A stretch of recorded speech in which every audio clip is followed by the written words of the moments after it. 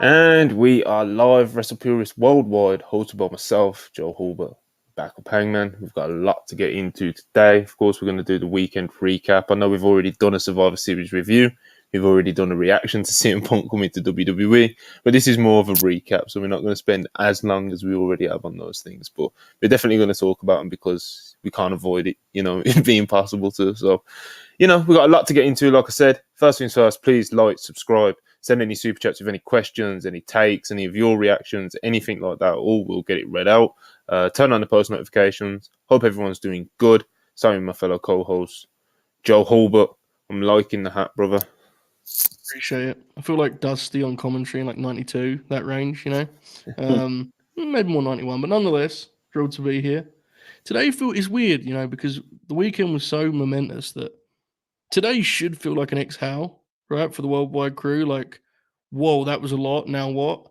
But in fact, we're actually 90 minutes away from from Raw, which is a pretty big one. I think it's fair to say. So, yeah, this is it's been a whirlwind, brother. I'm happy to be here once again, and then tomorrow should be the exhale that I was referencing. So, good Maybe. times. We'll see. Maybe, We'll see what happens maybe. coming out of Raw, Ibu, big weekend. Probably a big week ahead. What's going on, brother? What's going on is it's WrestlePurists fucking worldwide. The best three-man booth in the goddamn business. And we're here to preview what should be a big-time episode of WWE's flagship television program. We're here to talk about that. We're here to talk about the news. We're here to get in the collision. Praise the great Edward Kingston. So that's what the fuck is going on, Monty. It's WrestlePurists worldwide, bitch. Let's fucking go, pussy. Fired up. He started his sentence with a mouthful of food as well, which is, as you can tell. But yeah, Ibu is right. We are going. Of course, we have to talk about tonight's Raw, which is about to happen in, like Joe said, about an hour and 30 minutes. Probably the biggest Raw, definitely the biggest Raw of the year. Feels like Raw after Mania. I've said that a few times over the past couple of days. It feels bigger than Raw after Mania. So we're going to talk about that. We're going to. I can bet $500 it'll be better than the Raw after Mania. Oh yeah, Vince McMahon nuked the one this year, so 6 changes in like 30 minutes. So there's that. Of course, that involves CM Punk, the return of Randy Orton as well.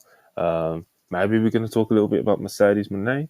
There was an update about Drew McIntyre over the weekend as well, which kind of slipped under the radar because of everything else that has gone on. Collision, Rampage. There was a world title match on SmackDown as well. What else is there? What else we got to get into? Tony Khan claims that he legally cannot talk about CM Punk going to WWE. MJF has pretty much confirmed our report from last Monday. But yeah, we got a lot of things to get into. Let's start with the latest on CM Punk. So Fightful Select reported today some reaction from the AEW side. Tony Khan apparently seemed more concerned on Saturday night about losing Shibata than CM Punk heading to WWE. Something tells me that's just what he wants people to think. There was also confirmation. I'm so sorry. Has it been publicly revealed why Shibata had to lose the Pure title? Well, other than that, he's going back to Japan. Not really. I think it was Brian Alvarez that said that one person told him that it was visa issues. However, someone else denied it. So I've not seen much. I was told that they messed up his paperwork. Okay. Yeah. So a visa issue or something within that realm. It sounds like that. But yeah, also Sean adds that we can confirm that there was a real offer put together for CM Punk by Impact/TNA, as Ibu of WrestlePurists mentioned recently. Also a nod to Ibu right there. Also, many WWE talent expect to speak with higher-ups and gain some assurances about CM Punk and how he will be in the company moving forwards. I'm sure many people are going to speculate and guess who those names are, Ibu, who do you think it is? Cody Rhodes, Seth Rollins, and Drew McIntyre. And what do you think the context of these conversations is going to be? Cody went to Triple H and was like, it's still me in Rome, right? And Hunter was like, yeah. And he went, all right. And he's walked away, Seth Rollins is like, all right, man, is he going to take my spot? Do I have to job to him? Are we doing this at Mania? When are we doing this? You know, and Why did you give him such a nerdy voice? That's crazy. Hunter told him what it was, and then Drew was just like, "All right, man, you told me you were gonna give me the contract, and then you pull the offer, and then you know, da da da." Like I think Drew's bit of a consternation here is that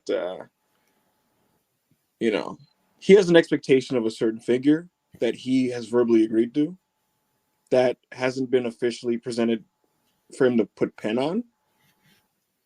It's a number, it's a figure that's been floated out that he's like, yeah, let's do it. Like I'm saying, let's do this. And I would not be surprised if he's frustrated by two things. The delay combined with another guy coming in for presumably the same, if not more amount of money. Because I could see it in his view as, okay, so you guys are just not being very transparent with me. And are you guys fucking with me? What's going on? So we shall see. Jim Ross says it best. Most frustrations in wrestling come down to cash or creative. Drew's was both, and right now it's cash. You know, because the creative is pretty solid for him. But he's a professional. You know, he's not going to skip any TV. You know, or bury the company. He's just going to be a little bit salty and hope that things get situated there.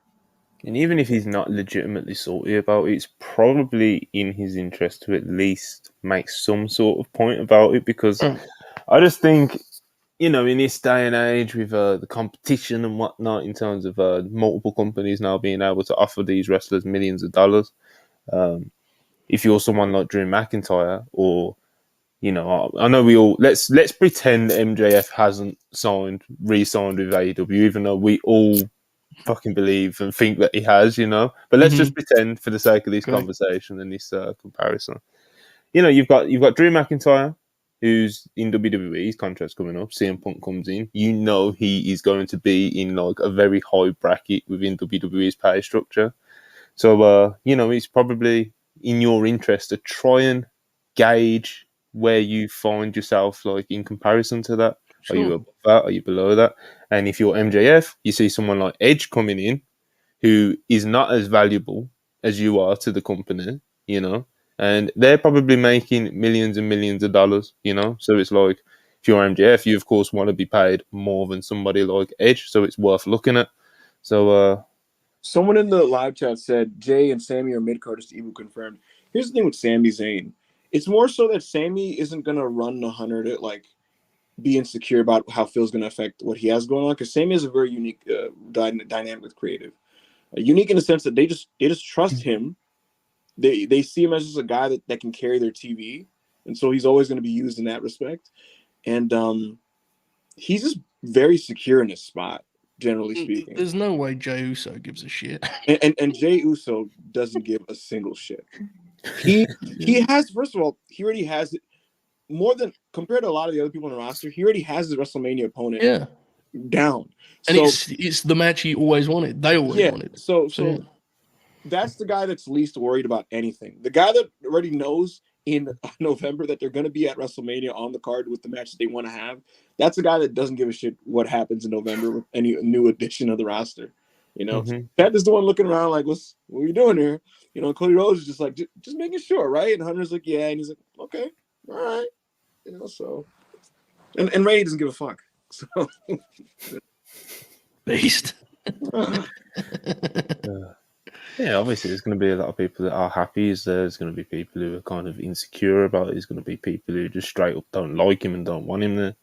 It's CM Punk, and it's kind of what comes with CM Punk. And I'm sure Triple H and Nick Khan, the two main people who brought him to the company, were well aware of that. So I'm sure there's probably some sort. I'm sure Triple H has had a few conversations, probably as we speak. You know, sure. We'll have to see how everyone gets on with it, I guess. But yeah, I think as far as CM Punk goes, in terms of like new stuff over the past like 24 hours, I don't think there's been too much else. Other than Tony Khan was asked by the BBC West Midlands, you know, kind of his take on CM Punk joining WWE, and he claims that he legally cannot talk about it. So he's claiming it, that he legally cannot give his opinion on CM Punk joining WWE. Yes. You buying it? No, I call bullshit. I questioned it publicly. People in AEW ran to me like, oh, Well, we've been advised not to speak on him publicly or mention him publicly. And I'm aware of all that. I get that. MJF can't mention him in a promo or go in an interview and just talk extensively about that. But you know what's funny about that? That request that was allegedly made by Legal, Monty. Max was on our channel answering questions about CM Punk.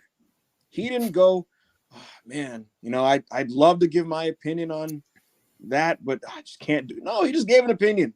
I don't think Tony Khan, and I've seen people tell me, oh, maybe it's a non-disparagement thing. Maybe he can't disparage Punk. Tony can literally, and I'm not saying he has to answer the question. Like, he can do whatever the hell he wants, but he could have. I'm very certain he could have said, "Listen, that's that's the thing that he chose to do, and I'm focused on what we're doing in AEW, and we've moved on from that situation, and hopefully we can continue to just focus on what we're doing at AEW." But specifically framing it as like I can't legally get into that. We have a great show tonight, and I just think it's like, come on, dude, come on. To be fair, getting asked that by BBC West Midlands is crazy. It's very funny. Shout out the West Mids, man. I understand why it appeared he was a little bit caught off guard because he looked stunned that question came up. I thought we were chilling there. Tonight. The way that he said he couldn't answer it while having that big grin on his face was so funny too. He was just giant smile on his face. He's like, yeah, listen, I just can't talk. And it's funny, again, he says I legally can't talk about it. He was on Dan Le Batard's show on ESPN. I believe that show's still on ESPN, but he's on Dan Le Batard's show, and when they pressed him, like, answer the question, did you fear for your life? He didn't go, he's like, yeah, I was scared as hell. I feared for my life. I was scared as hell. So you could clearly say that. So then surely you could give some fleeting, passing bullshit thought in an interview about what you think about your biggest draw going to the other place. Tony thinking that it was weird timing and not wanting to speak on it, that's totally fine. That's understandable. You want to focus on promoting your show. I just thought that framing it as and prefacing your answer with, I just can't legally get into this. I think that's a bit of it's a white lie. But there you have it. Obviously, you can't get into fucking what happened at Wembley, but that's not what the guy asked about. So, whatever. What about you, Joe? Are you buying it? No, but I mean, his only options really were no comment, which is basically what this was. It was just an extravagant way of saying no comment, or saying like we wish Phil well. And he probably wasn't in the mood to do the latter. So I mean, he wasn't going to say, I just signed up for Peacock. I'm pretty fired up for this. Yeah, exactly. So I don't think it's a big deal. You could tell that he was not expecting that question from that particular interview, right? It was some all-in promotion. There's, 99 out of 100 versions of that interview. We're never even aware that interview took place, right? Like, it's a total, like, just quiet piece of media he did. And it just so happened that he got asked about Punk, and he responded quite hilariously. But I don't buy it personally. The smile did pop me, though. Again, absolutely. He's an interesting character. He always is. Let's get into some super chats before we dive into a couple more news updates, and then we'll do our weekend recap as promised. Zayd Naddy 499, appreciate you as always. Ibu, once we get Punk Cody face off, it'll hit like crack. It will be like Pacino, De Niro scene in Heat. What's everyone's favorite Randy match?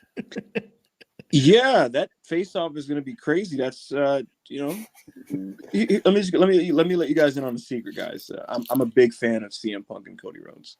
They may or may not be my two favorite wrestlers going today. So yeah, seeing them face off would be pretty fucking sick.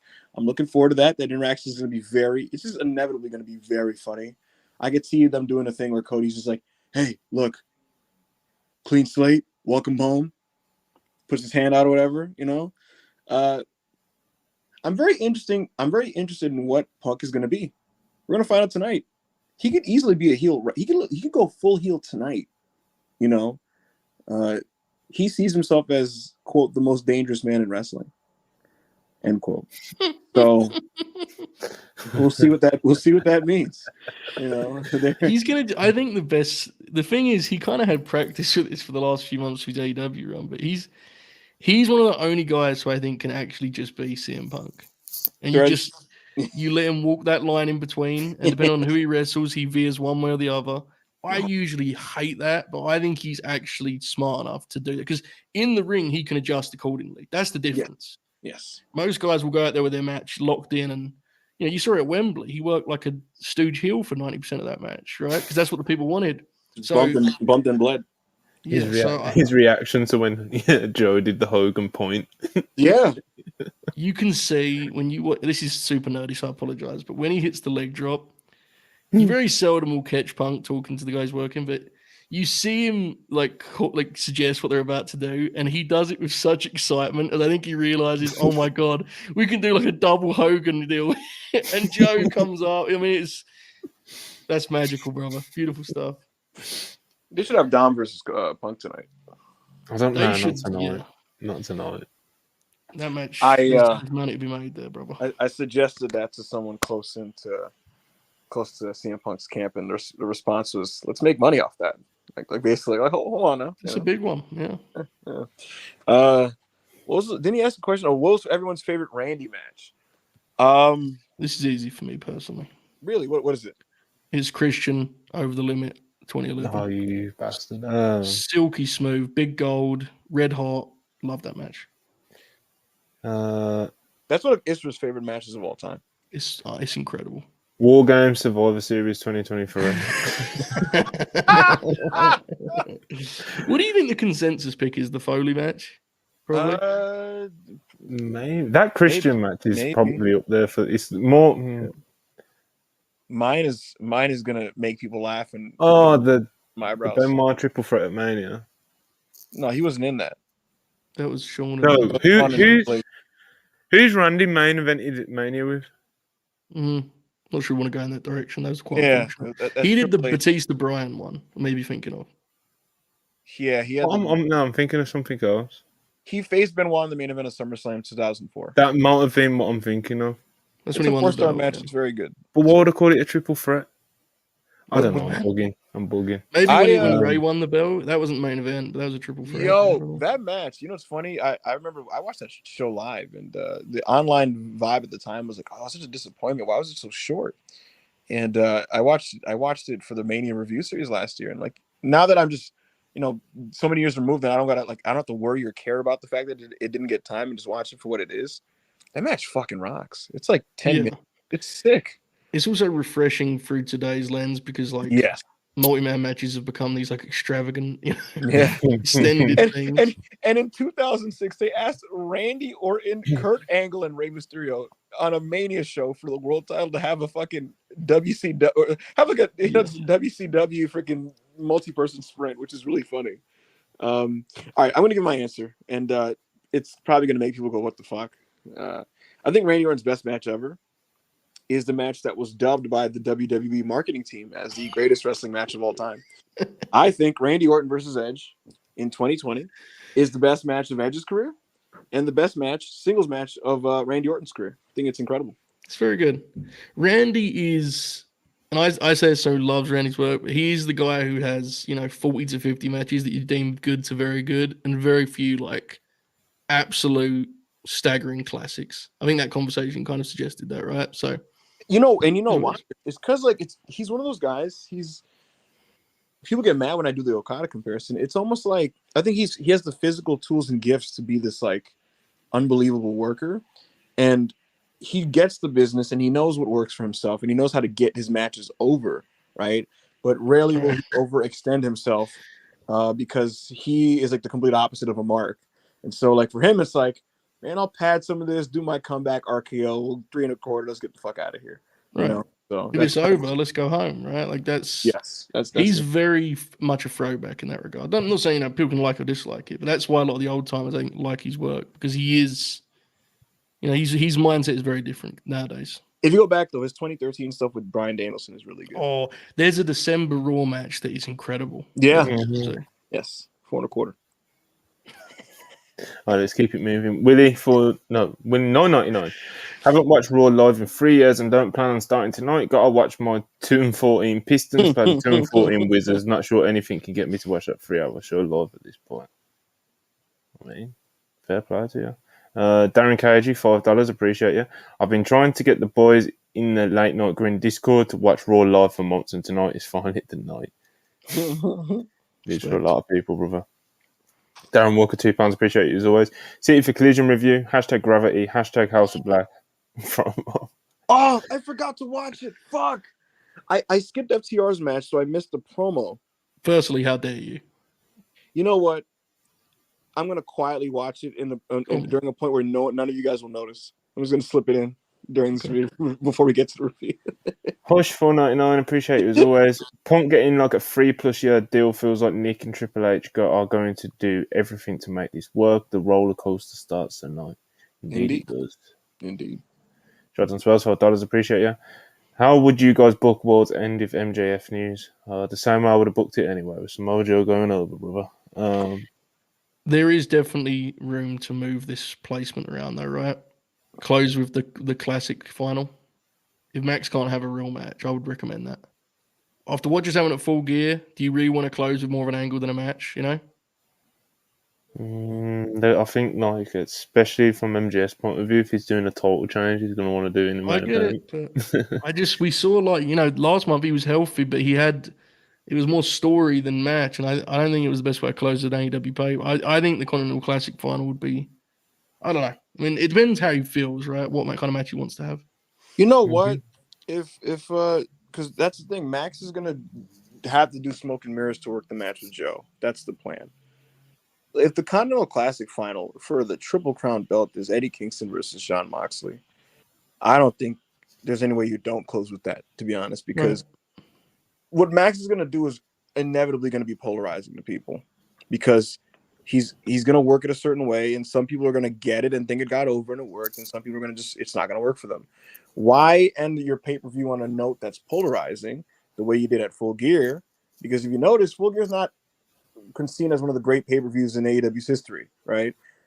It's always how you start and finish. I think end the show on a match that you know is going to be incredible, especially if it's going to end in a huge moment like that. Like, let's say hypothetically Eddie Kingston trounces Jon Moxley and is holding 3 belts and there's fucking confetti and shit.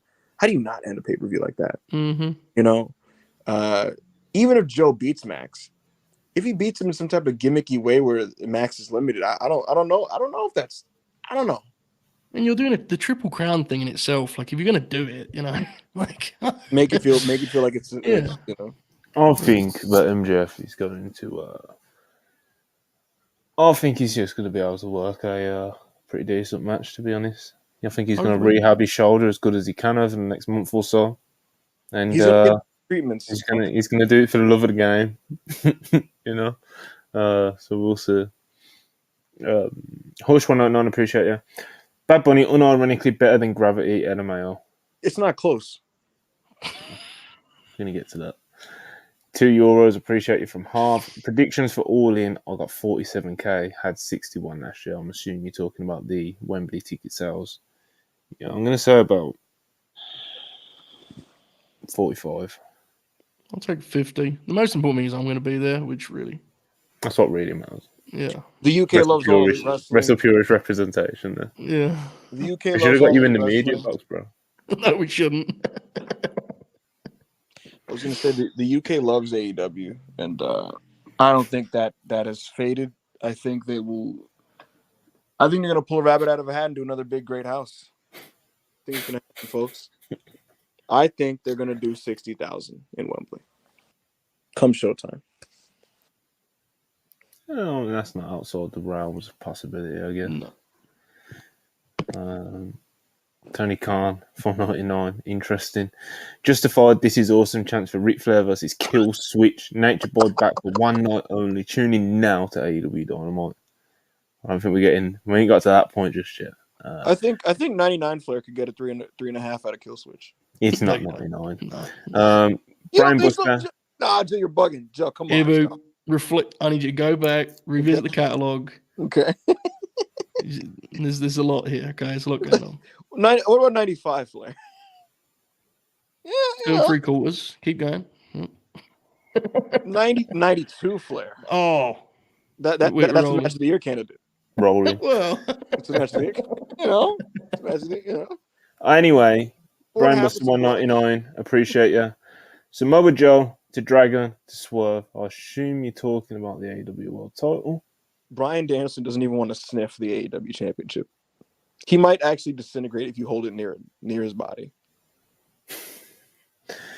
Collision Cowboy, 13.99 Canadian. Appreciate you. Do you guys think WWE will spread out the wealth a bit between Raw and SmackDown? Raw is ridiculously stacked at the moment, with SmackDown mostly just being LA Night Show.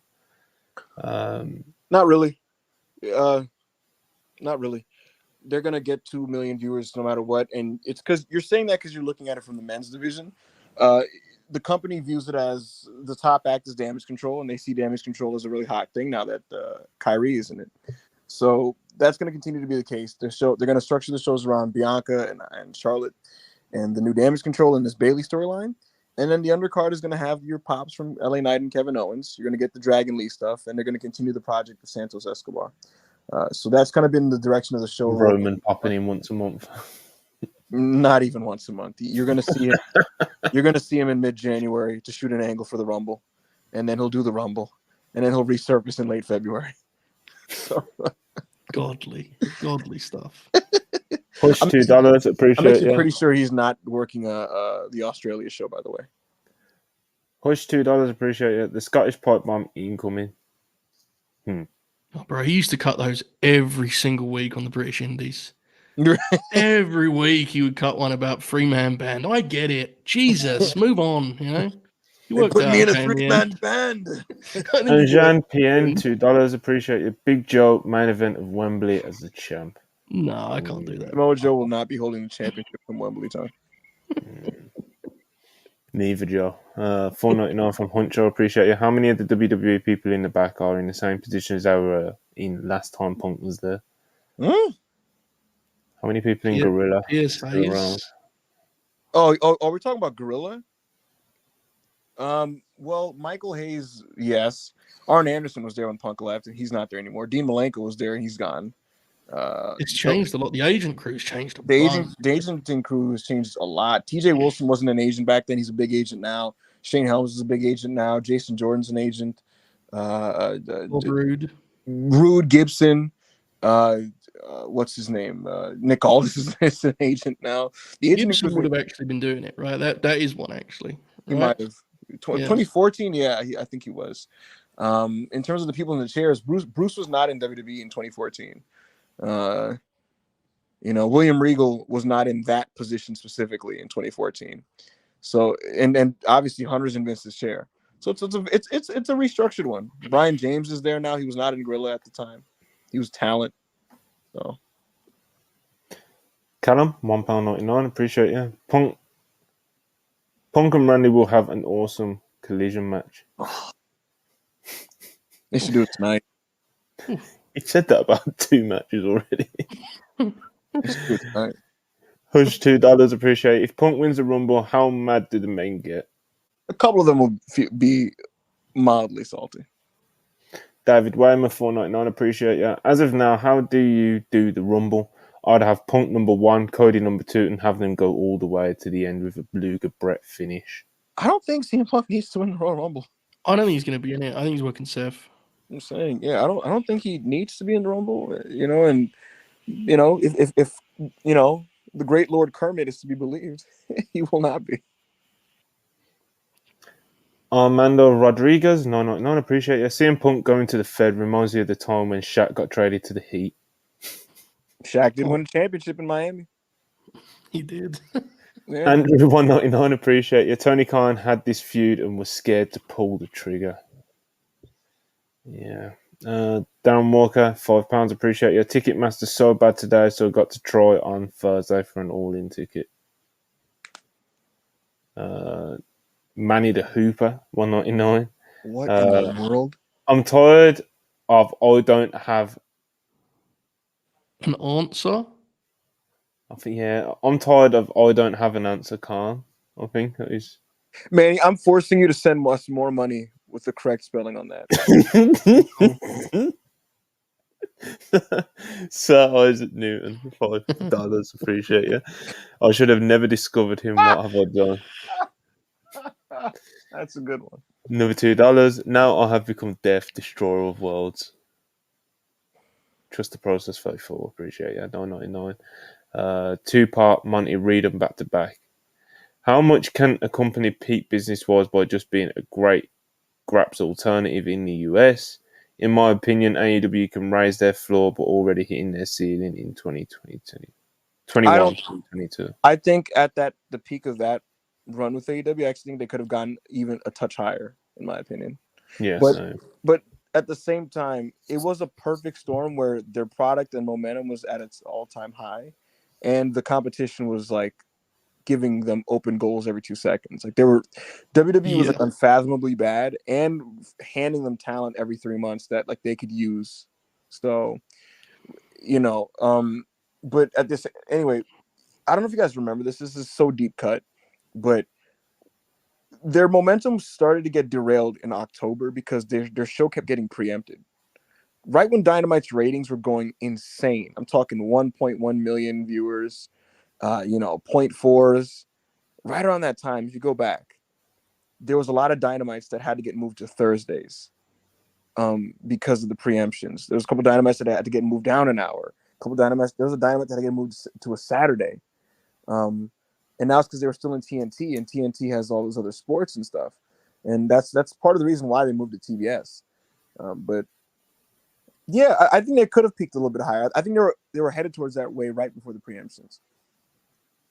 Yeah, man. I agree. I do think they could have actually peaked even higher. Because even at the time, a lot of fans were like, Tony Khan is kind of conservative, so. Just process 34 again. Appreciate you. $9.99. Wrestling already is a niche thing that gets even smaller when you filter only the true graps lovers. Plus, I think WWE has conditioned Americans on what wrestling is. They conditioned many people. It's a tough market, man. It is. It's a good comment because it is true. We could sit here and do 2 hours on how we would change AEW and all AEW commercially. I don't think there's a huge tier above where they're at right now. I agree with what both of you said about 2021, but it's a different time right now. And WWE's audience is happy with what they're getting. So if we're talking about right now, it is what right. If we're talking about right now, the market leader is putting out a product that people are happy with, so it makes it like much more difficult. Yeah. 2021 AEW feels like when you get the star in Mario and it's like and you're trying to accomplish as much as you can while you're in that star mode before it runs out. And AEW felt like they were in the star mode and they're like standing a little bit while in it instead of like running across the fucking stage. You're just kind of standing a little bit. You hop vertically. It's like keep moving, come on, so yeah. Jacob Donnelly, $10. Appreciate it. Alvarez briefly said on one of his shows that he heard the morale was low in AEW after Punk's appearance. Thought it made them look second rate. Just curious if you've heard the same.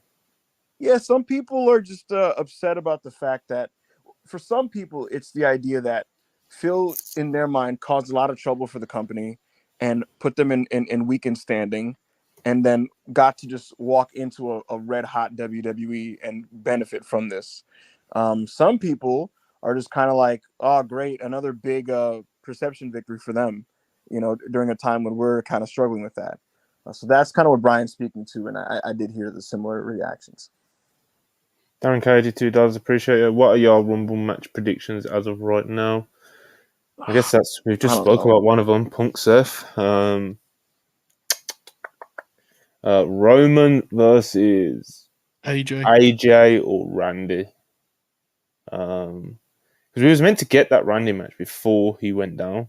If you remember, like it wasn't officially announced or anything, but the placement. If 4 matches are the 2 Rumbles, AJ Roman or Randy Roman either way, and Punk Rollins. Placement wise, that's going to be a fascinating show put together. Because neither Punk or Roman are going to be wrestling the silence. I can tell you that much for sure. That's not going to be happening. So very interesting. This year they actually, because when there's 2 stipulation matches, they usually bookend them. This year they did men's to start, and then the women's like in the middle of the show, right? Yeah, like before Roman and KO, because Roman and KO had the angle, right? They had to close the angle. Yeah. Interesting. And Jean PN, $2. Appreciate it. Punk are gonna be able to let the red juice flow. Oh man, Cody didn't get to run the blade on the weekend, so I think our very little hopes are dwindling. They are dwindling. But I wouldn't bring it down to 0 because Phil is not Cody Rhodes in the sense that they may whisper that to Cody, like just don't do it, and he's gonna be like, all right, fine. Punk is CM Punk. Well, Kevin Owens did it. Yes. What Payback. pay-per-view was it, either? Payback. Payback. So there you go. Tribute to Funk. But yeah, man, let's get on to some of this other stuff. Keep the super chats coming though. But that's all we're gonna do for now. Yeah, MJF tweeted and deleted saying that he had a MRI scan and suffered a torn labrum in his shoulder. Very similar to what we reported last Monday when we said that he's messed up his hip. He had to have it popped back into place after the match with Jay White at Full Gear. And then, of course, we also did mention that he had a pretty banged up shoulder from the top rope Uranagi that Jay White gave him. So,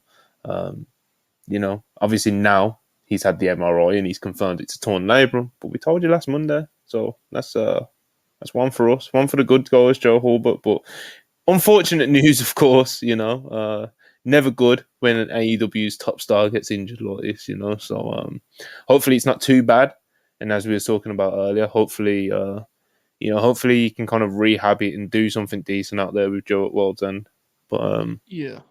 The creative almost becomes secondary, right? When it's like someone who's that important to the company, he's the centerpiece of the company right now. So also super young. So you hope that there is a long-term kind of thought that goes into the next step of this, because you do not want to be making decisions based on what you want Max to be doing at Revolution. That's not really important in the big picture, So hopefully everything goes well and he looks after himself more than anything else. That's the most important thing. Super young, man. Super young. Yeah, it's unfortunate. It's unfortunate, but yeah, he's pretty beat up at the moment, Ibo. Yeah. Again, like you guys stated, we did kind of break this news quietly, on the website, but it's unfortunate. Max is going to be limited, and he doesn't plan to stop being on TV, at least until World's End. So we'll see how he kind of works around this. I don't expect many of his imminent plans to change, to be honest with you. I don't expect any of them to change at all, actually, at least going into the pay-per-view. But it's unfortunate. You know how I look at it, to be honest, though? You have to look at the silver lining in injuries in wrestling. And in the case of Max, I think, people have been very mixed on what he's been doing lately, right? And I think maybe this could provide a decent opportunity to kind of step back, refresh, take a nice and needed mental break from professional wrestling, recharge the batteries, and just kind of come back refreshed and ready to go next year. And in this case of the company, with him out of the way, a big piece, you have all this new, fresh real estate and space to maybe explore by hopefully doing something productive, like choosing the right people to occupy the space that he just abandoned. Right. Now there's a bad version of this where they just don't choose to do that, don't elevate anybody, and they just kind of wing it with the remaining main eventers that they've always had, and nothing's accomplished when Max is back. But what you want to do is have a situation like WWF 2000 where Steve Austin's gone, and the WWF that Steve Austin returned to was one where Chris Jericho is in the main event scene and Kurt Angle's in the main event scene, and these people weren't even players when he was last there. So we'll see what happens. Absolutely, we'll see what happens. But yeah, let's get into this weekend recap. Of course, WWE Survivor Series. We done a full review. We got it was just a huge show for them, like one of the biggest shows in recent memory. Like it was Mania-esque in the sense of the feeling coming out of it. Like going into it, of course, it was a big full pay-per-view. There was a lot of like excitement about CM Punk potentially, like maybe showing up, but I don't really think that like the optimism and the hope was like that high, if that makes sense. Like I think, a lot of people were legitimately surprised, and it's a good thing.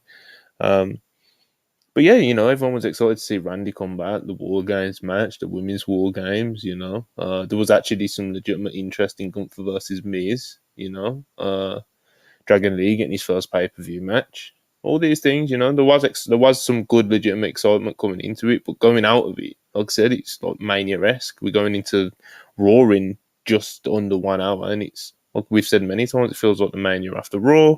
It's, they're flying. This is like, they're just flying at the moment, aren't they, John? They're just flying.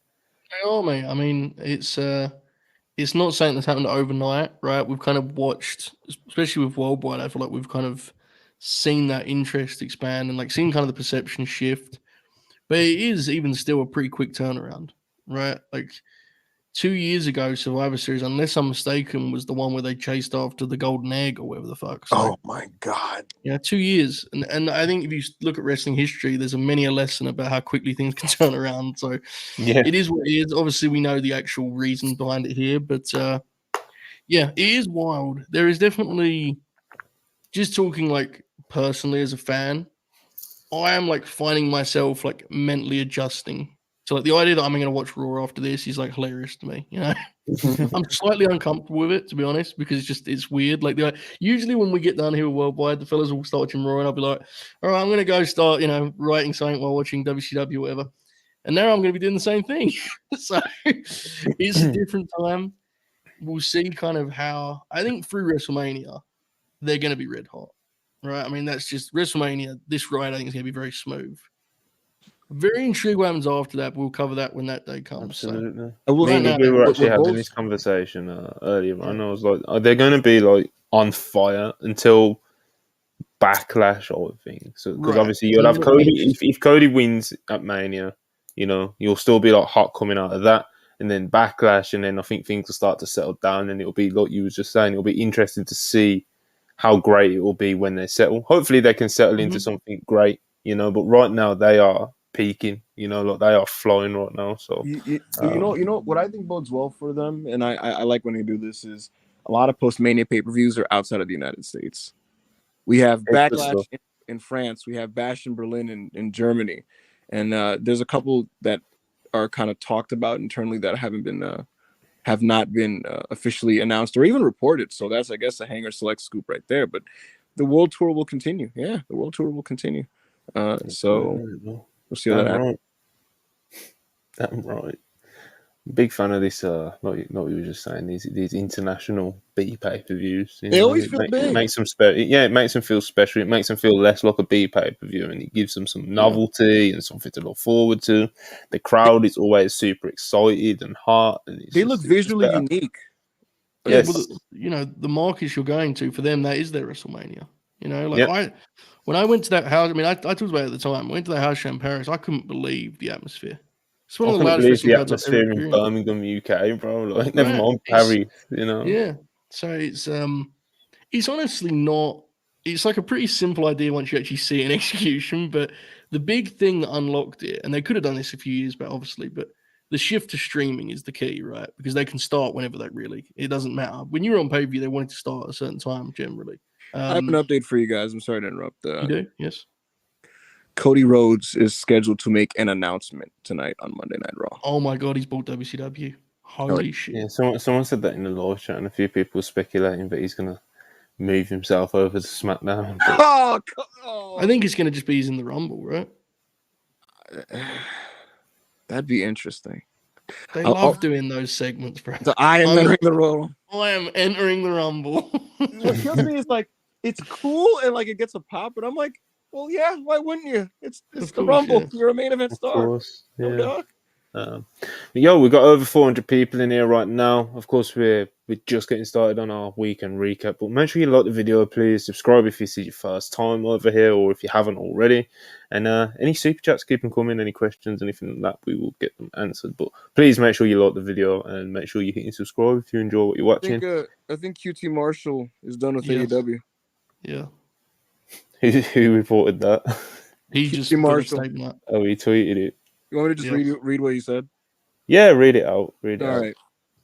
I got to be honest. I thought this was just one of those I love AEW memo tweets that everybody's been making when I scrolled by it. But he's now he said, QT Marshall says, "Thank you, AEW. Thank you, Tony Khan. I've had the privilege of being here since day one, and I've written over 750 formats for All Elite Wrestling, and always with pride. As much as I've enjoyed being a VP, a manager of talent relations, and wearing a myriad of hats, the company has changed a lot since 2019 and is heading in a different direction. And I feel that it's best I do the same, as we only get one chance to go all in. I have officially resigned from AEW and will have fulfilled all obligations by the end of 2023. Thank you to everyone from the front office to the production truck to some of the hardest working talents in the sport. Most importantly, thank you to those who booed, cheered, and took part in this season of my life. There you have it, Nice folks. statement. All the There best you told have it. QT. Good for him.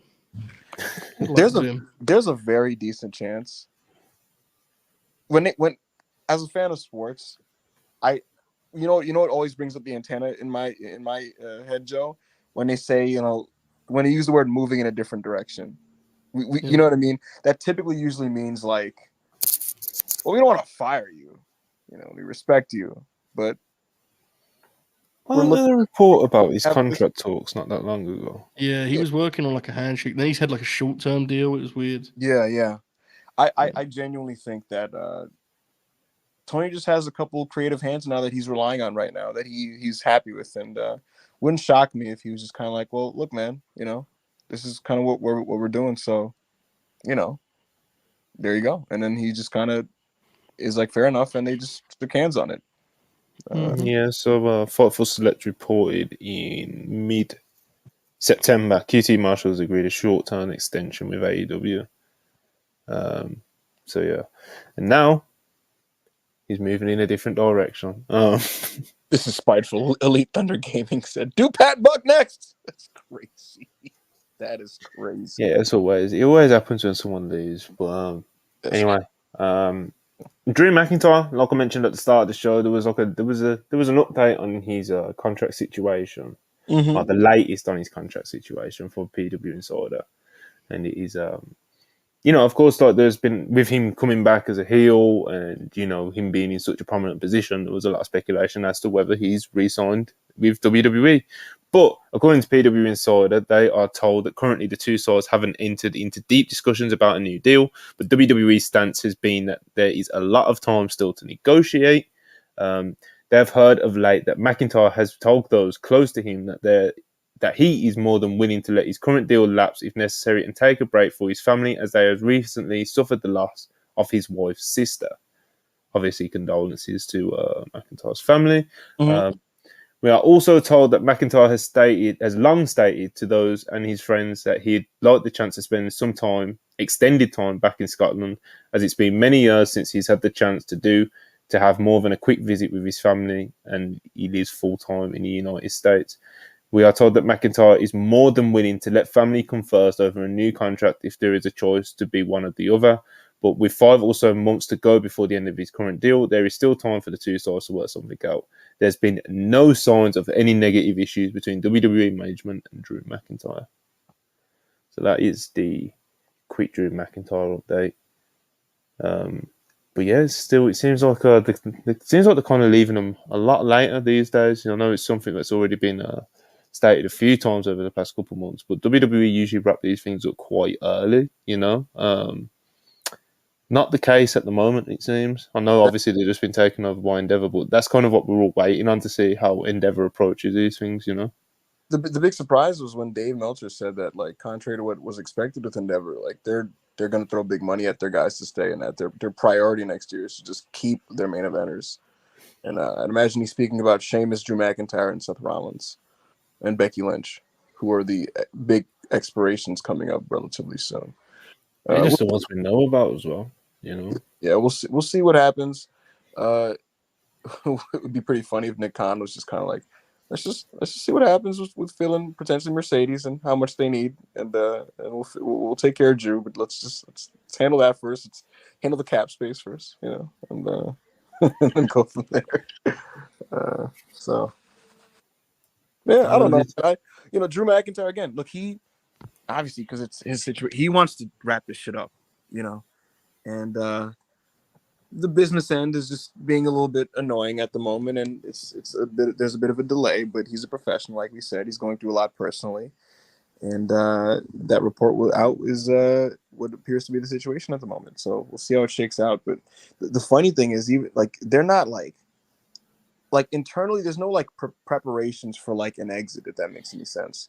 Like there was that vibe for Edge, like, absolutely, and with Sheamus, there's a bit of a, they're not like looking at it like, oh, he's out, but there is an almost a mentality of like, keep a plan B on deck. And as I don't know if you guys have been paying attention, they already split up Pete Dunne and Rich Holland. Those situations feel very different from the outside looking into me. Yeah. Sheamus and Drew. Yeah. Yep. Let's see how it all plays They out. just they just look at Drew as like a guy who's with us, like with them, like Yeah. how they look at It it. feels like there's like a ton of confidence he's staying. So Yes. we'll see. I've been interested for a while for how contract season in 2024 starts to look and how it plays out, because I think there's going to be a lot of movement.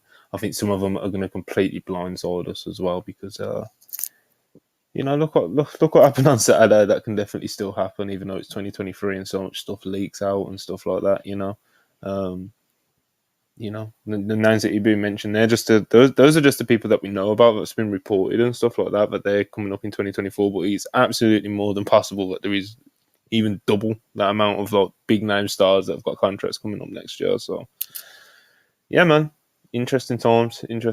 Last thing on WWE from the weekend, I guess, would be anyone watch SmackDown, and did anybody see the tag title match on said SmackDown? Yes. Yeah, Street Profits challenge for the tag titles, and it didn't quite get into the gear I wanted it to, but what did you think?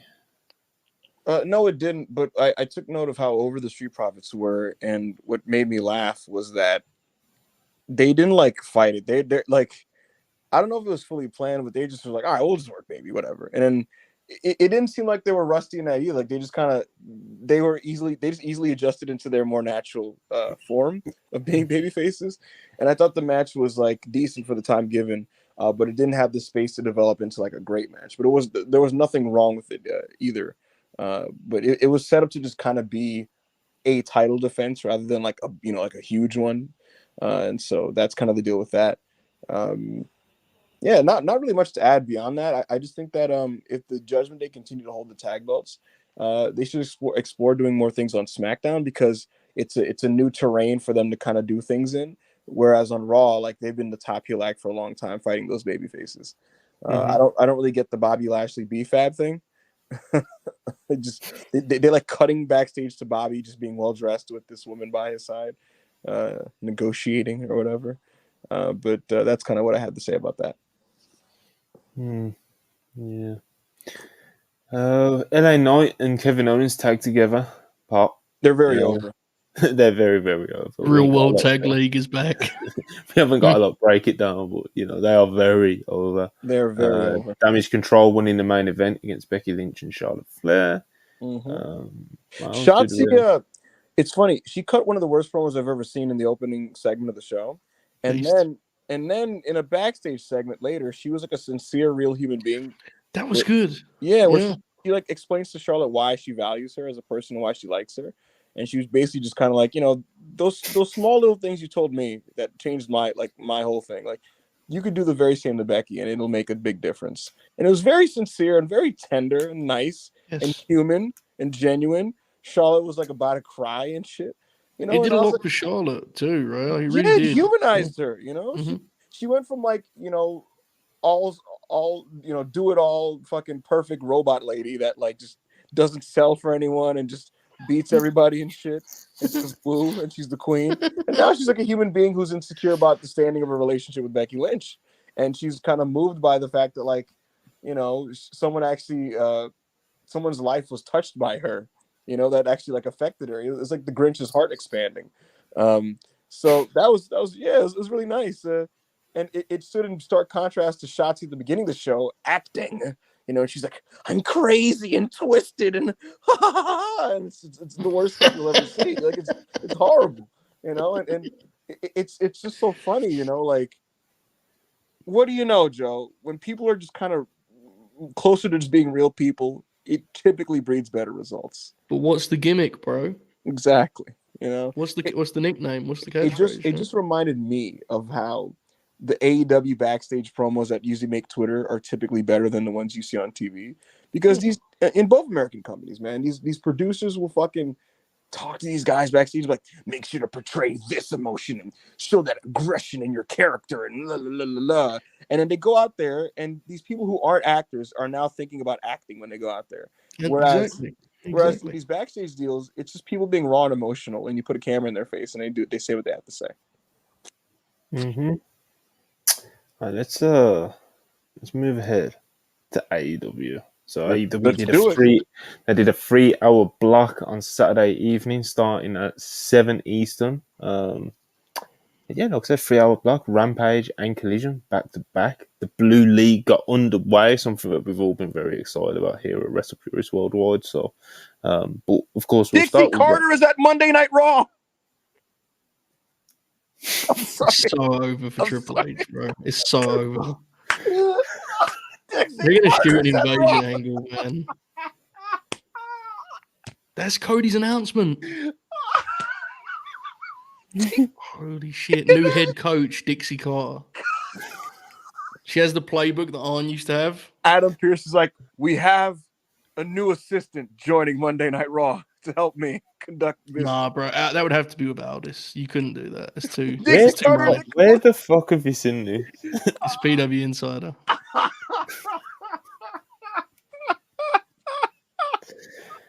We're What a so beauty. back. I'm What a telling you, beautiful man. time, huh?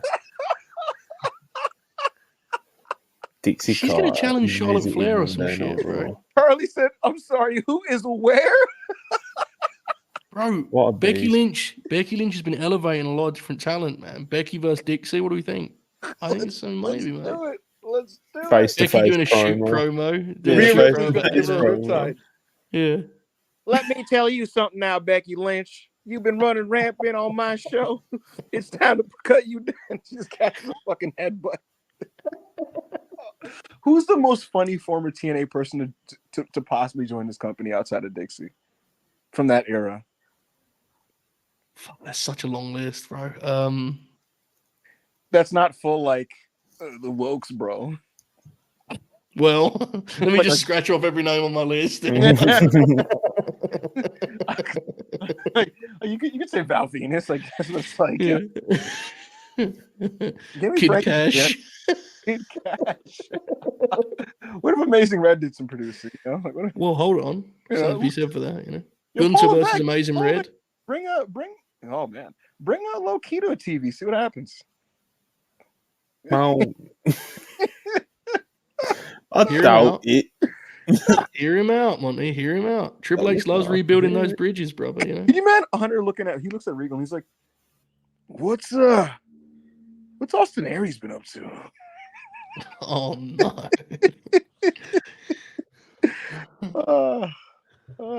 Call up Elijah Burke, you know, see what's going on with him. God bless. He Deep cut. could be a mouthpiece for somebody. Yeah. Hope D'Angelo De Niro. Let me tell you something about that man Braun Breaker. You know, he's doing like a Dusty Flair rock combo. that man was like the most knee slapping, poke tapping, toe snapping. He could talk, man. He could talk. That was a huge Pope fan. He was getting over for a minute there, bro. I thought he was gonna be the next big thing. Anyway, Monty, you were saying What are we talking AEW had about? a Rampage, 3-hour right? block. Yeah, 3 hours of TV. Well, Dixie Carter, you know, it kind of changes the format of it, you know. That's big fucking news. Fuck Dixie Carter, man. You know, God bless. God bless TNA forever. You know, it's big year for TNA. Anyway, you know what? Because we've been thrown off here, let's do some super chats. Kid Cardinal 199, appreciate it. Next WWE start to head to AEW, not including my name. Sheamus. Ooh. What? Sheamus. Oh yeah, Sheamus. What are we talking about? Next WWE start to go to AEW that isn't Mercedes. Oh, Sheamus. Hush, $2, appreciate it. Did CM Punk really trigger an AEW PR movement on X? Yes. I mean, yeah, it's a fair assumption. It's not that's just what's happening. Yeah. They got an email. Hunter 999, appreciate your thoughts on the X thread about Punk's pipe bomb ideologically. being the foundation of what sparked the creation of AEW and losing into WWE makes it hard to restore the feeling. I don't think it makes it hard. I'm torn on it. Yeah. I don't think it makes it hard to restore the feeling, but I've actually always felt like ideologically, like the pipe. There is a through line between the pipe bomb leading to, hardcore fans being placated to more so on the mainstream level, and that leading to Bryan Danielson getting as over as he got on the mainstream, and NXT and Ring of Honor and the Indies kind of getting more exposure and yada yada, leading to AEW and so on and so forth. Yeah, and that's why the CM Punk chant became like the voice of frustration, basically. Right? Correct. Like that doesn't mean CM Punk is just the father of all elite wrestling, no. the sole credit of its existence. But I think that when we just talk about the fan movement and the culture around it, I do think it goes through the pipe bomb. Jay Paulin, 199. Appreciate it. How does Raw / SmackDown locker room feel about Punk right now? It's mixed as it always was going to be. Half €2. Appreciate it. Oh no, Jake was going to get a bigger role. I'll resign AEW. See how it plays out, brother. Canham 17, £2. Appreciate you. I see QT joining WWE as a producer. Yeah, he might get a tryout. NXT he could get a tryout. Yeah, he'll get a tryout. Trust Process 34 199. Appreciate it. Hiring Jeff Jarrett was the start of the downfall. Was it? He is a funny guy. That's an elite addition to Jeff's legacy. Scott $2.79. Appreciate it. KO is a free agent late 2024 too. Is he? Time flies. I don't think Kevin Owens is one to monitor, to be honest. That's just me. I don't think either. I think he's a lifer, but time goes by so fast though. For real, yeah. Like I remember when he was already just a free agent, like or his deal was expiring. I'm not sure if he is in 2024. He signed at the beginning. He signed at the very beginning of 2022, and it's unknown. Honestly, it wouldn't have been a 2-year deal. No, but I think Scott is thinking late 2021, thinking a 3-year deal because it's late 2024. Yes. Either way, I think with how Triple H and Kevin Owens are, I'd be very surprised. He'd actually, at this point, he'd be on the other list to me of like one of the least likely, personally. But, yeah, no, I agree with you. They're like really, really, really close. Yeah. Hush $2. Appreciate you. Shimo should go elite. He's done everything in WWE. I agree. It's more fun, more exciting. Will Chisholm $5. Appreciate it. You set off a bomb with the Mercedes news to the point my sister called Tony Khan Donkedio. It wasn't news, brother. It was just a tweet. If you please explain this and clarify to the people. All right. Well, since this is inevitably going to be clipped and aggregated, I tweeted that Mercedes may go back to WWE. And I tweeted that because Mercedes may go back to WWE. Is this a formal report? No, it's not a formal report. Once I have information to where I can comfortably say something substantial and concrete, we will make a report. But as of now, it is above speculation, but not a report. And so that's just kind of the deal there. People in AEW are still of the belief that she's going to, work with them when she's available to work with them. But very few people have updated information on that because that's been the belief since the summertime. Bushi Road hasn't had much contact with Mercedes, and she's not internally listed or scheduled to be on any of their upcoming events. You talk to WWE Talent about Mercedes, most people will tell you they're not so sure, but some people will kind of, be a little vague about it. But the bottom line is this. Mercedes may go back to WWE. And that's kind of all I could say about that for now. We'll see where it goes. We'll see what's happening. And we'll leave it there. I asked a member of WWE Creative about this after I received some information. And what this person told me was that they don't know.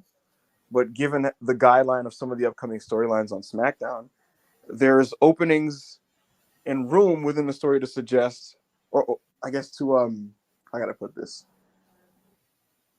where she could be filled in there, if that makes sense. There's an obvious play. Yeah, absolutely. Yes. The person basically told me, like, I don't know, but given where we're going with some of these things on SmackDown, there are places where she can absolutely be slotted in, Yeah. and kind of left it there. Which people have kind of detected anyway, right? So yeah. Correct. David Wayman, $4.99. Pick one: Punk on Impulsive, Pat McAfee show, or After the Bell. Oh my god. Impulsive. McAfee. I can't do Impulsive. Yeah, I was gonna say McAfee. Yeah, McAfee. He should come on Worldwide instead, to be honest. Walk me through this, Punk. You came in on SmackDown and you said you want. All right, fine. Impulsive. That's what I'm saying, bro. But the builder $2 Canadian. QT Marshall tweeted he's leaving AEW in the year. But the builder $2 again. QT is for sure going to be a WWE producer. I tend to agree, yeah. Squidward from TikTok, $4.99. Appreciate you. My sources have told me not to rule out Punk being the devil. There's talks of Punk signing an unprecedented dual contract with both companies. I mean, good sources. Cool. Cody Wills, $1.99. Appreciate it. Dixie manages Abyss versus Big Bronson Reed tonight. Abyss better win that thing, man. Hush, $2. Appreciate it. They get a email legit. I thought that was. I mean, no, bro. They send in AEW and WWE. They send out memos for different things all the time. Wait, he's asking about the email thing? Listen, AEW talent and people in the company get memos all the time. And sometimes they get memos basically encouraging talent to express certain things. You know, they never tell talent, you are instructed to do this. But they will encourage talent to be like, hey, you know, it'd be really appreciated if you take to social media and express, you know, whatever it is. And in this case, it's, you know, I haven't seen the email itself, but it's something presumably along the lines of just expressing your appreciation for the place that you work in AEW. Will Chisholm, $4. It feels like the NXT locker room would be marked for Punk. They are. I actually got feedback from NXT. They're marking out for CM. On the main roster locker room too. For real, right? It is. I mean, It's Punk, bro. Griff Fawn, $5. Appreciate you. In light of the report about Punk looking down on AEW people who never made it there, has WWE always been the big time, even during the Monday Night Wars? Yes. Yeah. Obviously, that Punk. I'd say that with this hat on, you know, but Sting always says, like, he always tells that story about when they're at a convention. He's like, we were second-class citizens. He always says that. You know, like, no, definitely. I think there is definitely something, but in terms of like the report, it's more so like Dave speculating based off what he said, based off what Punk said about Hangman Adam Page, saying that he's done fuck all in this business, even though Hangman had main evented pay-per-views, been world champion, blah blah blah blah blah. Yeah, that's what so he used that to then he used that to spin into speculation about obviously there's a lot of people who just think it's second rate there. There's this, you know, there's this mentality that a lot of ex-WWE guys have, blah blah blah blah blah. It wasn't so much like that is something that Punk's said. But it is I think it's a fair, like, it's a fair assumption. Yeah, yes. Of course. Yeah. Yes. I'll share this update or nugget of information because I don't know why AEW talents received the email. They did, but I don't know why. I have a single sourced answer here that I'll just give you guys since I've been granted the ability to do so. Punk is going to torch AEW tonight. Say what he's allowed to say legally, but it will be harsh and it will be aggressive. AEW picked up on it and is now preemptively showing how united the locker room is. Oh my God. Oh God almighty, folks. So is that from the AEW side then? I can't say. Lock in, seatbelts on. We're coming in for a landing. It's a Jizzle $1.99. Appreciate you. Mercedes was almost back last summer, right? There were conversations and there were negotiations, and Mercedes didn't like the number figure, and they didn't even come close to meeting what she was asking for. And so she basically said, "Cool, didn't really want to come back. Bye." What a fucking beast. Yeah. Joseph, £2. Appreciate you. Where's AJ Styles in Triple H's hierarchy? The bottom of the top tier. Does that make He's sense? getting up there in age, right? It is what it is. AEW. We've obviously already spoke about a few things. We spoke about Tony Khan. We spoke about this memo. We spoke about, I don't know. We spoke about a few things AEW related. But okay, Rampage 3-hour block, Rampage and Collision started off with Hook versus Rocky Romero always very much enjoyed watching Rocky Romero just kind of work out there. This Hook match never, again, similar to like the Street Profits match, it just didn't quite get into the gear that I would have liked it to.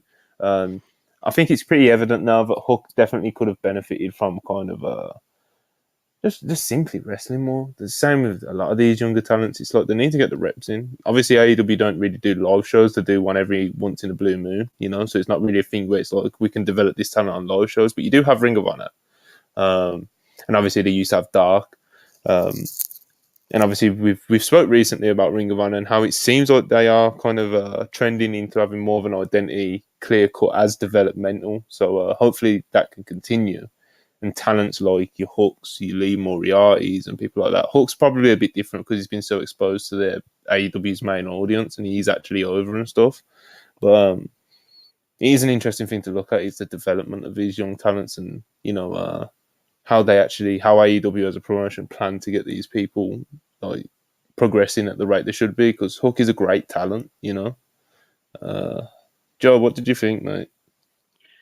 I thought it was more interesting than good in that for freaks like us, it gave us a look at where Hook is actually at in just a normal wrestling match with a worker that we all agree is great, right? Mm-hmm. There was some good, especially in terms of the physicality. There was also some bad, right? Like he still looks super raw at times. I don't think that's a criticism as much as you kind of got into. It's a reflection of he just hasn't wrestled much, really, in the grand scheme of things. You're talking about reps of real wrestling matches. So I think it's an experience that would have benefited him a lot. I thought it was a decent match. I think it was a disaster or anything. But really, it's the kind of match that you watch and go, man, I wish they could be having this match twice a week, honestly. And that's just not currently how the AEW thing is shaped. And that's a shame because he would really benefit from house shows or just being able to wrestle somewhere where no one's watching, you know, just being out there and feeling it. So he has a long way to go. There's still a lot to like about that kind of package. But yeah, some good and bad, I thought. I didn't think it was a particularly good match, unfortunately. Ibu, you got anything you want to add on Hook Rocky? I have nothing nice to say, so I'm gonna just leave it alone. I love Rocky Romero. Yep. I want to love Hook.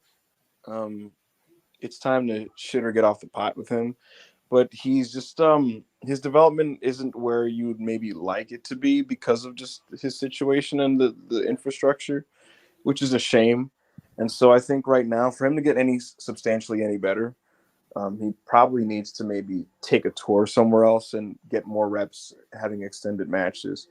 If that means landing him over somewhere, I don't know. I mean, Tony Khan wanted Megan Bain working at Stardom, you know, and I'm sure that helped her a lot. Maybe you do something similar with Hook if he's willing to do so. I don't know. But as a match, this wasn't really nothing to write home about. Statlander versus Diamante had they're quite a nice little match, you know. I was saying to you guys earlier on, like when I was doing my catch up, like he got off to a really nice start, you know. Then it kind of went a little bit long, and by the end of it, it was kind of like it was still a decent match, you know. Yeah. I do enjoy seeing Diamante like kind of being mixed in, especially with the Collision division, because I do think she's a solid worker, and I do think she can be useful. So. Same with Mercedes Martinez, who was, of course, causing some distractions for Stat. So it seems like that's a direction they're going to be going in. We got a Daniel Garcia promo. I like this promo quite a lot. He was just talking about kind of how his confidence is low going into this tournament at the moment. The perception of him being a pin eater does like bother him. It makes him feel like a loser, and he wants to prove people wrong, basically. But like he just felt like a real person again. It suited the tournament, right? Yeah, it had that sport feel. Yeah. Good stuff. Monty, I'm going to DM you a picture, and when you get a chance, I need you to put this on screen immediately.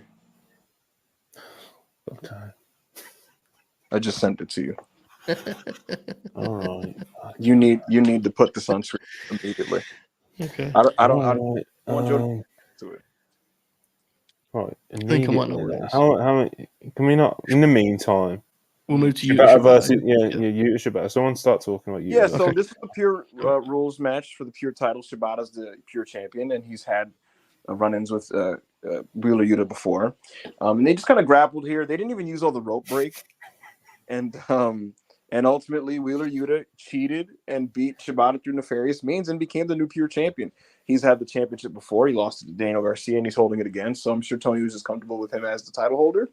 And Shibata has to now run back to Japan. which is a fair explanation for why this happened, because you would have thought, like, why wouldn't you save something like this for Final Battle, which is coming up soon? But he clicked. I knew it would be this. I knew it would be this. Click the picture. Zoom in a little bit. Let's get a full screen deal on that one. Let's go a little closer on that one. There we go. Why is Cody like? Did Cody ever work for Dixie?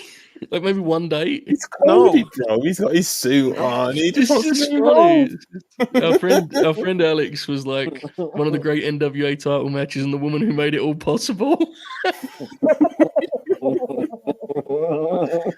Oh man, what a time! Why is she backstage? She's a fucking beast. Yeah, she's Dixie Carter. She does what the fuck she wants. She's a wrestling legend, brother. Why is she there? She's wrestling What she royalty. wants, does what she wants, when she wants, how she wants, takes pictures with who she wants, where she wants. Okay, Runs this shit. But anyway, yeah.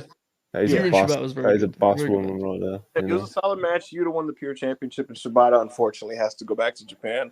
I gotta say, personally and selfishly, as much as it's been, I've gotten a kick out of seeing him in Tony Khan Promotions kind of doing this Pure Rules thing and, making spot appearances on Dynamite. I really just wish he could still be in New Japan. I just feel like in his home, in that setting, it'd be so much just cooler, and it would make New Japan more interesting to have Shibata back. But obviously, he's not in good standing with them, no matter what, publicly, and it's just unfortunate. You look super sharp here, I thought. I enjoyed it. He's awesome. It's Shibata. It's not what he used To to be. Ibby's point, though, I do think he's like in his AEW run. I feel like he's just kind of like he's just lost a lot of aura. It's a weird run, yeah. It's a weird run, man. So he's in a weird place in his career. It's all very strange because the New Japan thing is like unspoken. It's odd. Yeah, he's had to go over to he's had to go back to New Japan. No, not New Japan. He's had to go back to Japan. As we mentioned earlier, there's it seems like somebody messed up somewhere with some paperwork with him. So we'll see how that. See how hopefully he's not gone for too long. We want to see him active. So yeah. Anyway, moving on into Collision. The Blue League gets underway. The Continental Classic kicks off with Claudio Castagnoli versus Daniel Garcia, and it was a pretty nice match. But honestly, I was hoping for a little bit more. I was kind of hoping that like Garcia, format-wise, would have got given quite a bit more in this, and have more of a, especially I think with the story they're trying to tell with him. I think it would be better if he had more of a what's the word I'm looking for? More of a valiant effort, similar, like in the Miro match, like it was like he was portrayed as like a really valiant effort by him, whereas this he there was glimpses of it, but by the end of it felt like he just kind of lost, I don't know, Joe, am I off?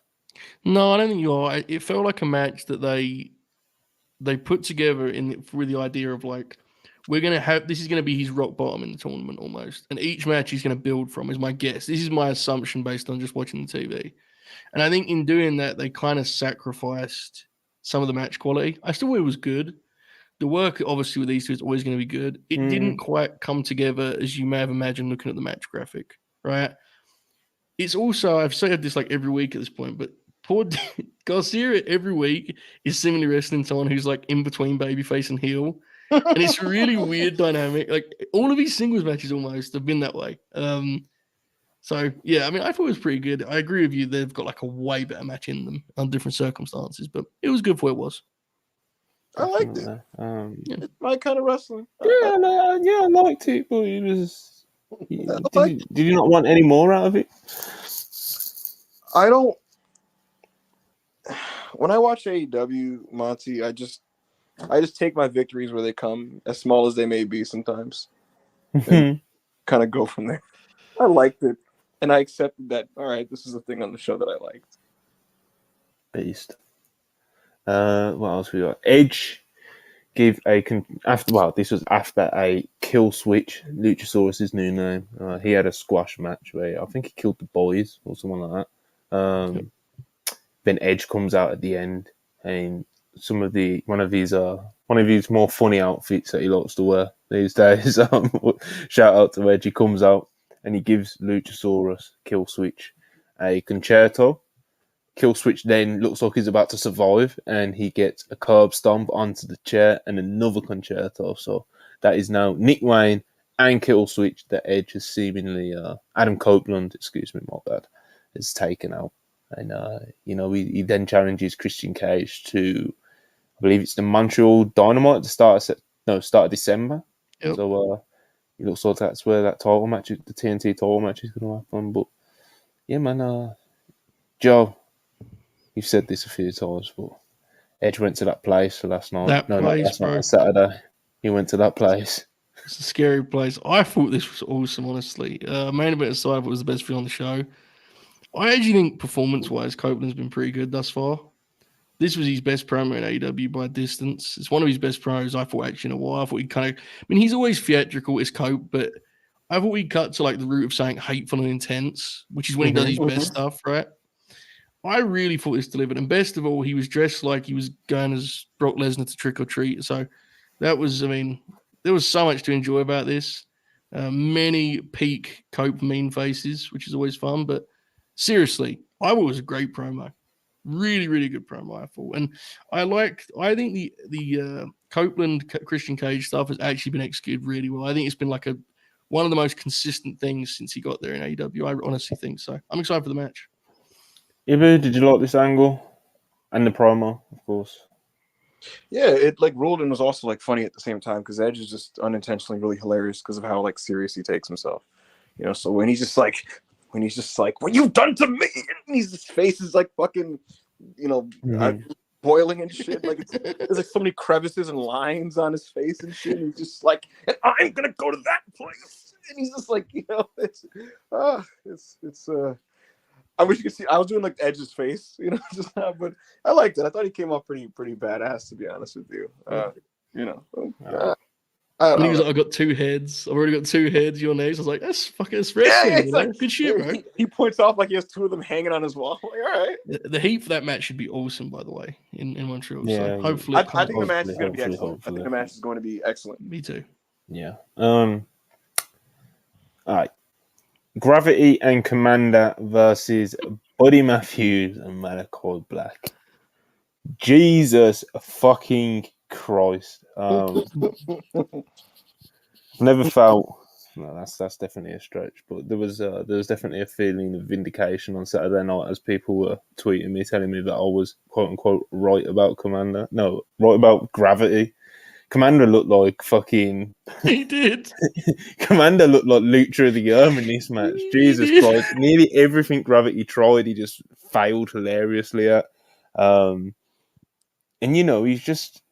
He was just off pace. His timing was wrong. His execution was faulty. It was just not a good day for Gravity, and it just wasn't. And I think it's kind of it just goes to prove the point in the first episode. Like when he first showed up on TV in AEW, I was like, why is this guy on AEW TV?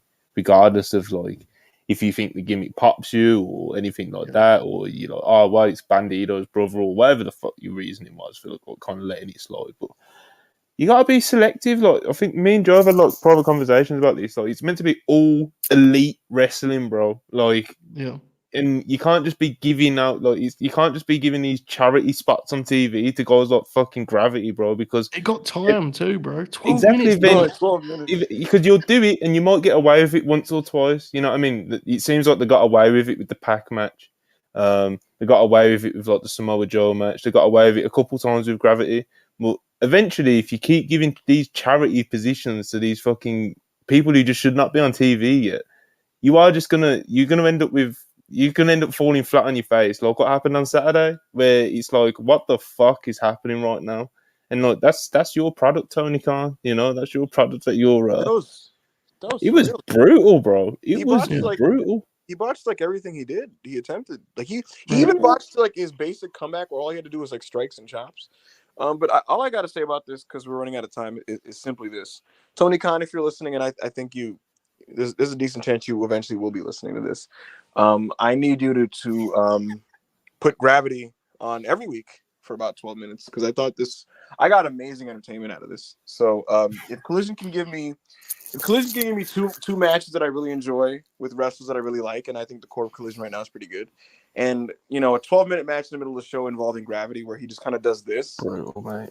I would really appreciate it. I thought this was much more entertaining than your run of the It wasn't even just the gravity aspect of it. It's like, okay, Gravity made Commander look like I said, look fucking luchador of the year. Buddy Matthews looked pretty sharp. Malachi Black just looked fucking bored out there, to be honest. Malachi looked like he didn't want to be there. He's like a zombie, right? Yeah. Crazy. But anyway, I'm not saying it should be kind of motivated pathetic, for this, but yeah, this was bad, really bad. Really bad stuff. So yeah, that happened. Dante Martin is back. We're all happy to see that. Julia Hart had her first TBS title defense against Lady Frost. FTR versus the Righteous. FTR try. God bless them. After this, House of Black come out to cut a promo on the FTR. And this was very interesting because Malachi Black just so happens to mention... he mentions Claudio, but he doesn't call him Claudio. He calls him fucking Cesaro. He mentions CM Punk. It was a very interesting... segment of time, wasn't it, Joe Hulbert?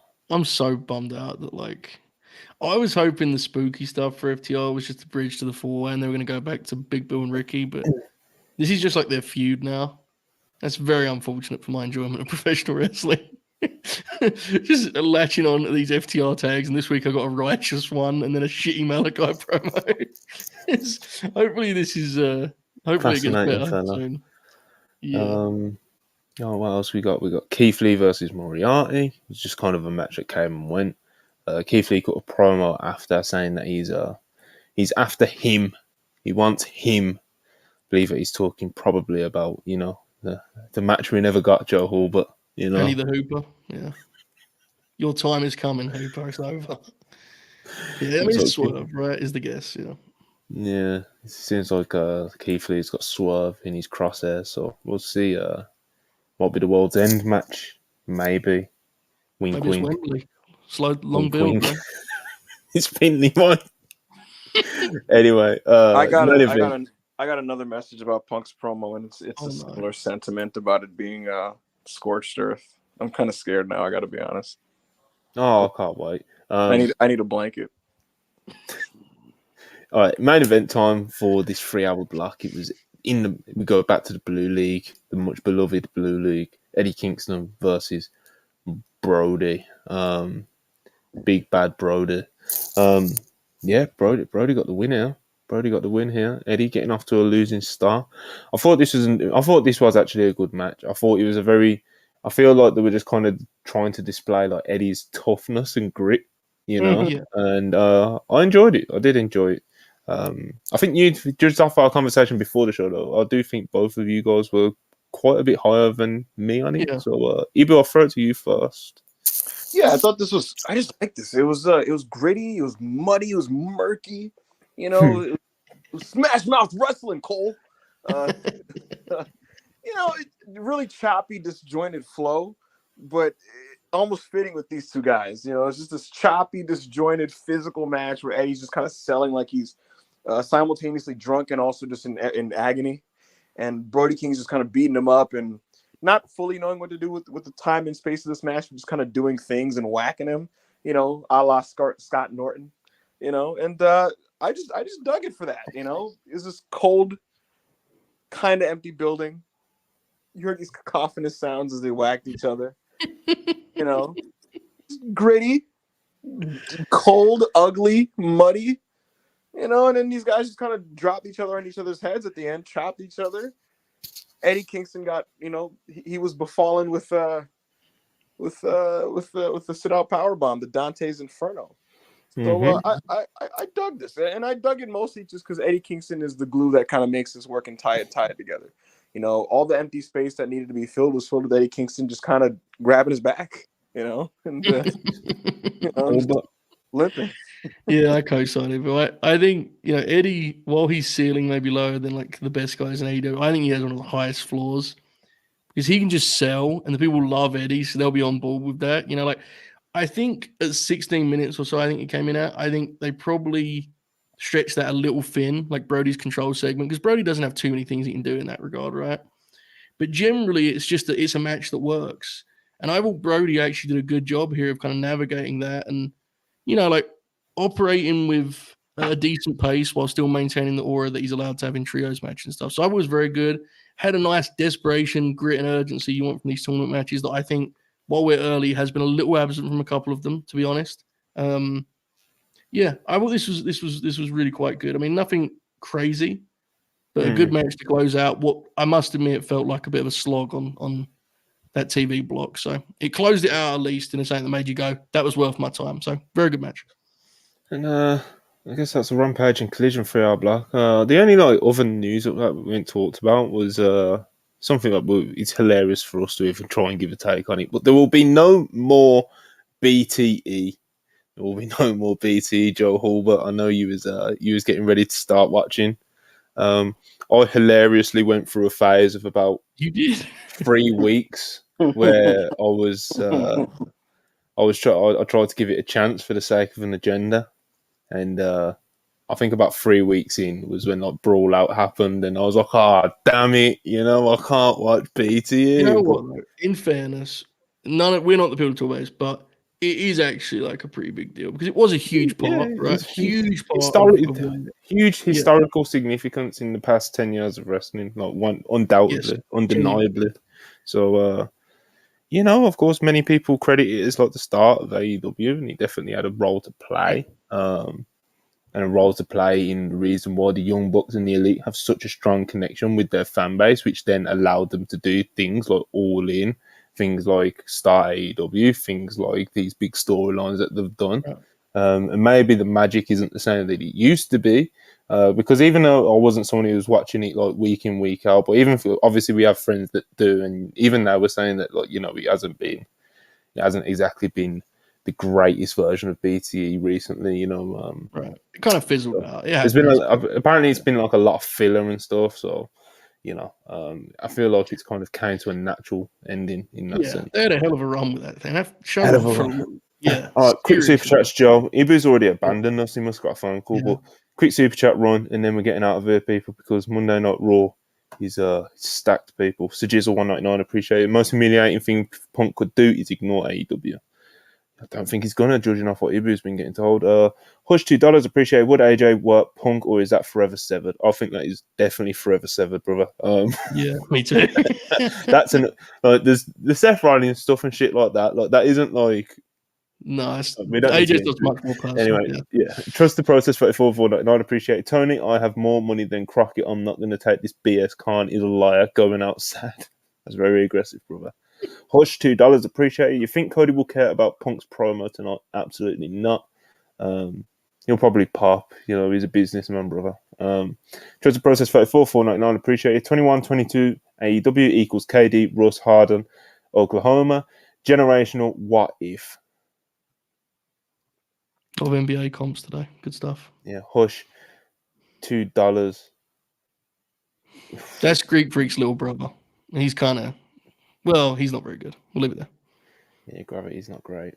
So Isaac Newton, $2, appreciate it. I've made a huge mistake. Richard Jr., $5, appreciate it. Spoiler. Zoe Stark to win 2024 Royal Rumble, plus AJ Styles to win 2024 Men's Royal Rumble, plus Cody to win Men's Chamber, Bayley to win Women's Chamber. Dude, this is the account that predicted Zoe to beat Rhea. This dude's a beast. He's an animal. Just throwing money away. Prediction. Just going to the bookies every week with a Zoe Stark pick. Oh, beautiful. Anyway, I don't know where Ibu's gone. Like I said, he must have got a phone call. Probably off someone in the business, because that's we always become second best when he gets a phone call off one of his one of his fancy friends. But when he's disgusting. He's disgusting. Oh, we've got one more super chat. Hush $2. Can you give a quick recap on what happened? Just generally, like in life.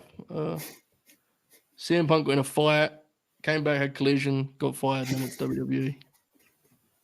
I don't know. I genuinely don't know what you're asking. I'm sorry. I don't either. But on that note, we're going to get out of here, people. Please like the video, like I said earlier on. Subscribe if you haven't already. Please make sure you do. Like, it helps out a lot. I was going to try and get to 5K by the end of the year, but we are like, I think we're closing in on like 4,200. So I don't think we're going to get 800 followers over the next month or so, but I'm going to remain optimistic. But hit that subscribe button. Make sure you hit the like button. We appreciate all the super chats. And yeah, man, we'll be back tomorrow with a Raw review hosted by Ibu. He'll be joined by Rob. I think Manny's going to try and do a run-in.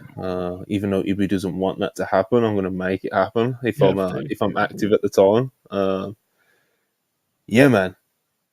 Let's get out of here. I hope everyone enjoys Raw. I'm sure you're gonna. A lot of excitement going into it. One last time, like, subscribe. Thanks for watching. Thanks for the super chats. Peace.